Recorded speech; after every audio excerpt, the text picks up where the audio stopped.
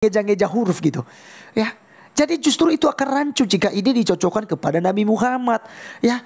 Teman-teman sekalian, kalau kita mau cari kejelekan untuk mencocokkan ini ke Nabi Anda Ahmad Kainama, itu Anda malu. Anda malu. Harusnya Anda malu lah, ya. Oke, teman-teman sekalian, mari kita melihat dulu ayat ini. Mulai dari ayat 10-nya. Sebab Tuhan telah membuat kamu tidur nyenyak. Matamu yakni para nabi telah dipejamkannya. Dan mukamu yaitu para penlihat telah ditundunginya. Artinya teman-teman sekalian, di waktu itu di suku Yehuda, ya, orang-orang Yehuda, mereka punya nabi kok.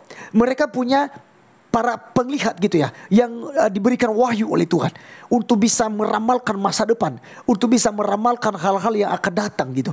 Tapi karena Tuhan sudah marah kepada suku Yehuda, ya, maka di perikopnya diberikan di sini bangsa yang buta, ya, bangsa yang buta.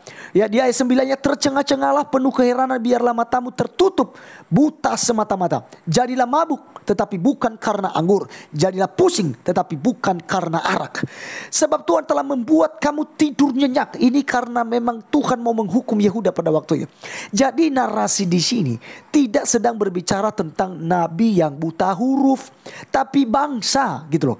Bangsa Yehuda yang sudah buta rohani, buta akan firman Tuhan, buta akan penglihatan, buta karena nasihat para nabi. Sudah tidak ada lagi nabi yang memberikan nasihat, karena di situ sudah dipejamkan mata mereka oleh Tuhan. Kemudian mereka tidak bisa lagi memiliki penlihat, ya, yang telah ditundunginya, sudah ditundungi, sudah ditutup oleh Tuhan mata mereka, sehingga mereka tidak bisa lagi melihat apa yang akan terjadi. Oleh karenanya bangsa Yehuda, ya, mereka tidak bisa, teman-teman sekalian, ya, untuk merancang apa yang harus mereka lakukan ke depannya. Nah, ini maksudnya ayat 11, maka bagimu penglihatan dari semuanya itu seperti isi sebuah kitab. Nah, ini sebuah narasi yang diupamakan, ya, seperti sebuah kitab yang termeterai.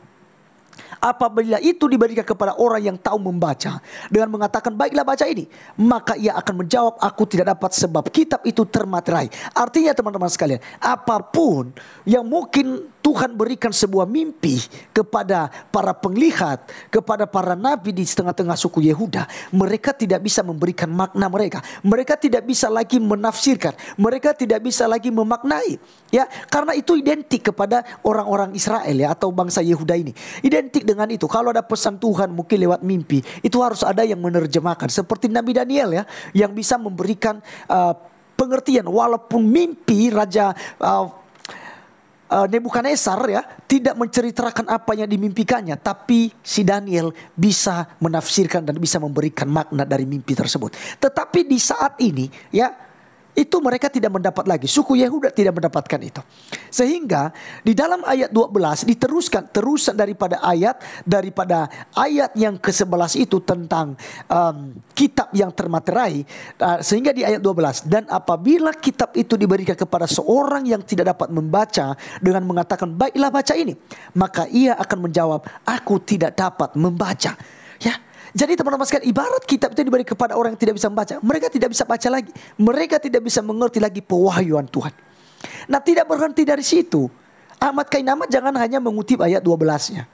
Kalau kita lanjutkan ke ayat 13, maka di sini kelihatan ini bukan sedang menubuatkan seorang nabi yang akan muncul di akhir zaman, yang akan muncul di hari terakhir, yaitu yang diklaim oleh Ahmad Kainama ini, yaitu Muhammad. Ayat 13. Dan Tuhan telah berfirman, oleh karena bangsa ini datang mendekat dengan mulutnya dan memuliakan aku dengan bibirnya, padahal hatinya menjauh daripada aku. Nah, apakah ini cocok kepada Muhammad? Muhammad datang kepada Tuhan. Kalau itu ayat 12 itu tentang Muhammad, ya, Ahmad Kainama, apakah cocok hal ini? Muhammad itu datang, atau umat Islam itu, umat Nabi Muhammad itu, ya, mendekat dengan mulutnya dan memuliakan aku dengan bibirnya, padahal hatinya menjauh daripada aku. Nah, Anda terima enggak itu? Ahmad Kainama terima enggak itu? Tentu tidak, kan? Kalian orang yang taat di Islam. Karena kalian tahu kami paling benar gitu, ya. Tapi Alkitab ini ayat 13 ini mengatakan demikian. Kitab suci kami tidak bisa dipotong hanya ayat 12 itu. Jadi jangan Anda salah kaprah lalu mengutip ayat ini menjadikan sebagai nubuatan bagi Muhammad yang buta huruf menurut Anda. Kemudian Ya, dan ibadahnya kepadaku hanyalah perintah manusia yang dihafalkan. Coba siapa yang menghafal itu kitab suci gitu? Ya, umat Anda kan. Nah, apakah cocok jika ayat ini ya ditunjukkan kepada kalian? Ditunjukkan kepada Nabi Anda dan pengikut Nabi Anda? Tentu Anda tidak akan terima. Umat muslim tidak akan terima. Ya, masa kalian hanya memuliakan Tuhan dengan mulut, ya, mendekat dengan mulutnya, cinta Tuhan dengan mulutnya, dan bahkan bibirnya juga memuliakan Tuhan, ya. Kata-katanya adalah kata-kata kitab suci semua. Tapi dikatakan di sini, ya, hatinya menjauh daripada Tuhan dan ibadahnya hanyalah perintah manusia yang dihafalkan. Gitu ya. Itu yang terjadi.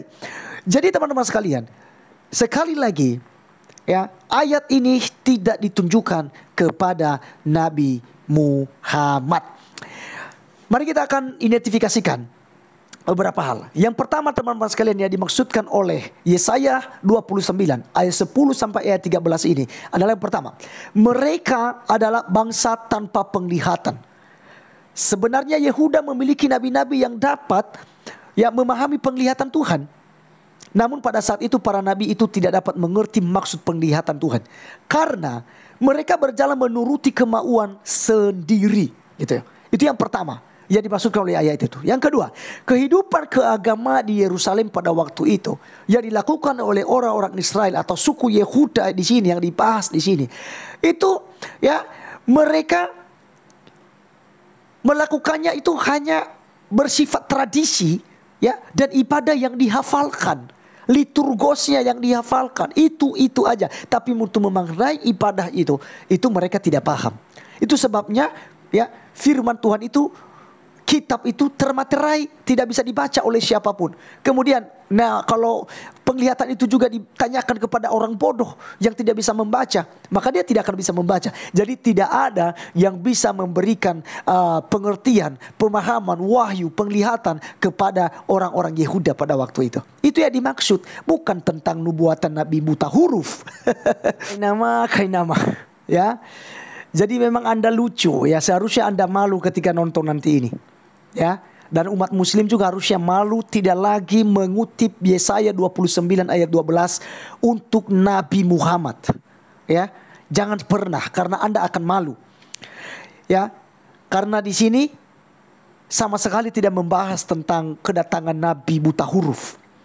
Tapi ini sebuah perumpamaan yang diberikan oleh Allah kepada orang Yehuda. Supaya apa teman-teman sekalian? Mereka tahu bahwa mereka sudah jauh daripada Tuhan.